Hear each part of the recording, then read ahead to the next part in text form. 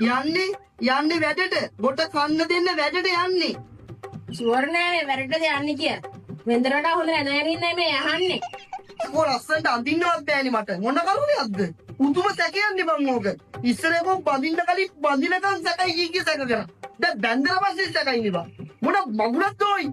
අම්මෝ තමුසේ සැක නොකර ඉන්න පුළුවන් බඩනේ. තමුසේ මාත් එක්ක යාළුවෙක් තව ගෑනු කී දෙනෙක් කියලා හිටියද? හරි ඉතින් ඒ දවස්වල මේ පොඩි වැරදුනා තමයි. ඒ කොළුගමට. දැන් ඒව නෑ. දැන් කසාද බෙදලා ඉන්නේ.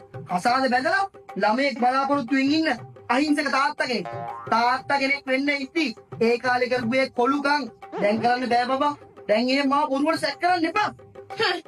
කොහොමද තම සෝමයක්දී ගොඩාක් කම්මැලි ළමයින්ට තාත්තා කරින්න වෙයි. යෝ මගේ ඔළුව. මම යනවා යන්න.